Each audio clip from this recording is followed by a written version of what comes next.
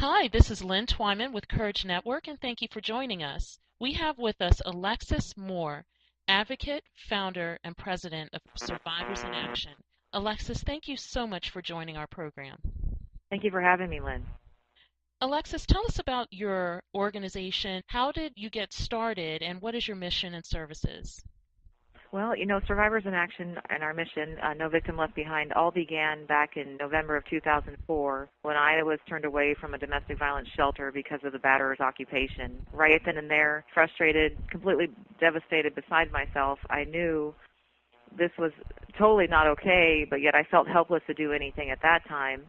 So I just continued to have hope and promise that the more I reached out for help and the more I learned along the way of my journey to survival, that there is definitely no help out there for victims like we think, and that it's much, much more difficult than anyone even can possibly understand that's listening to me speak today.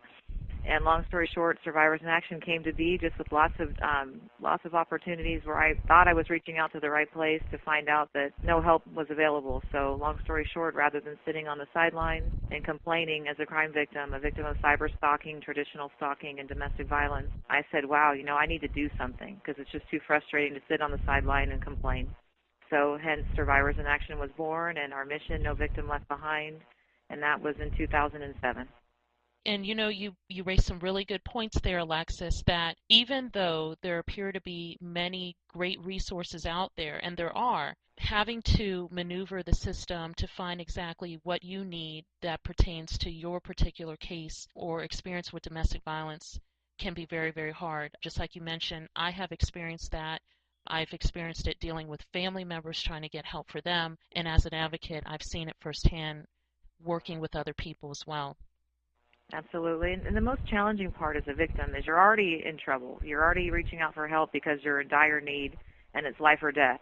Whether you be a stalking victim, cyber stalking, domestic violence, rape victim, whatever it may be, you're already in a real bad place. So when you go to reach out, it's difficult because as it is, you're in troubled times. So when you do turn for help and the resource fails, there's just nothing else that can be said. I mean, it's beyond devastating. The re-victimization and the feeling that you have inside is so far beyond the worst it can get. And the old saying is, well, it can't get any worse. It definitely does, and it happens all the time to victims of crime throughout the nation and the world even.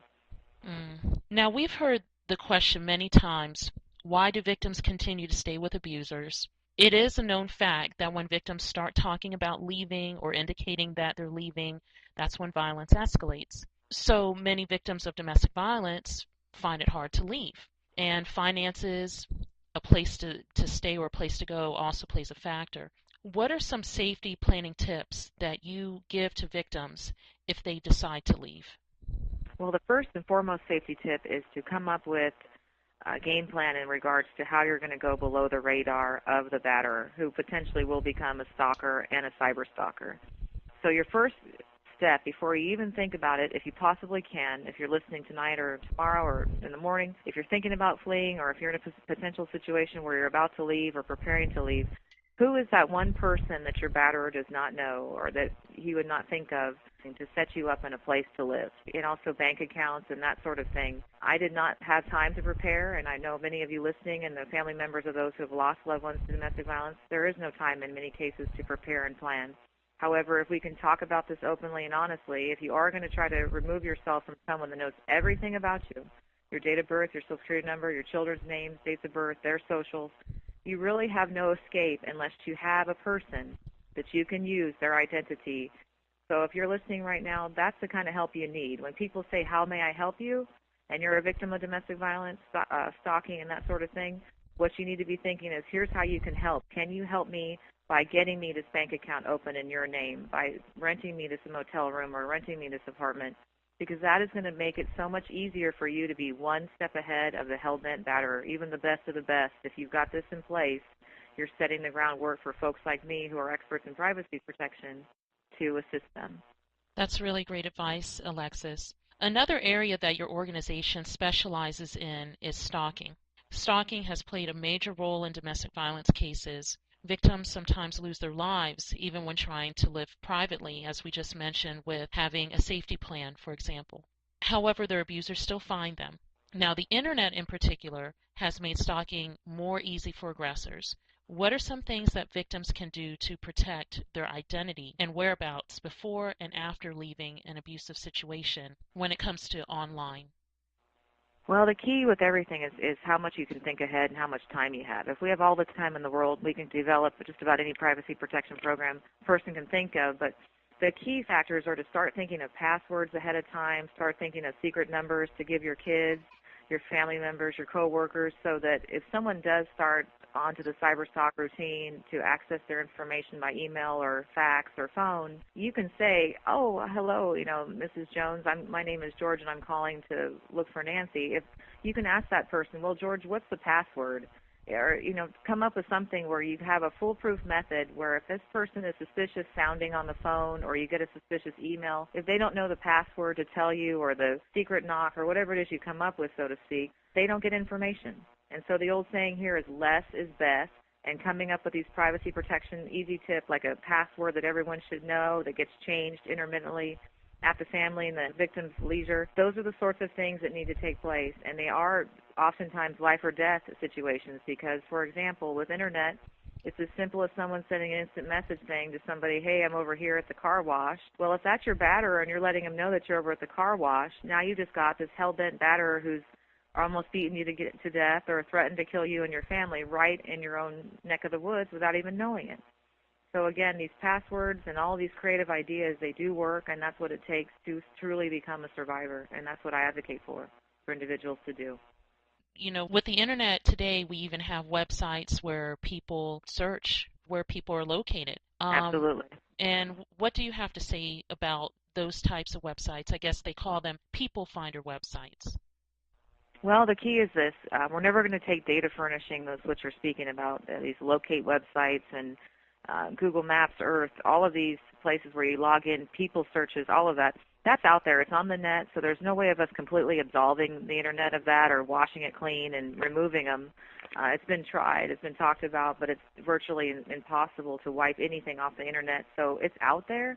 What victims have to do is just learn how to work with what's out there. If they know that their address and all this information is public record, they need to start using old addresses, use addresses that no longer are their address. They're no longer their jobs when they fill out applications. You just have to outsmart the computer trail. And that is the dynamic part about the 21st century is we have to outthink, outpace, outwork what law enforcement can do as a victim, what advocates can even do. We have to be thinking one step ahead all the time. And this is the critical part is that is the perfect way right now, and the only way really that you can do it is by maintaining the status quo. If you lived at 123 Main Street when you're with the batterer, then you better be putting down 123 Main Street on every single document that you ever complete if you want to keep your new address private. And that's not the only way, but that's just one of the tips that I suggest right away. Thank you for that, Alexis. Is there any advice you would like to give to listeners today?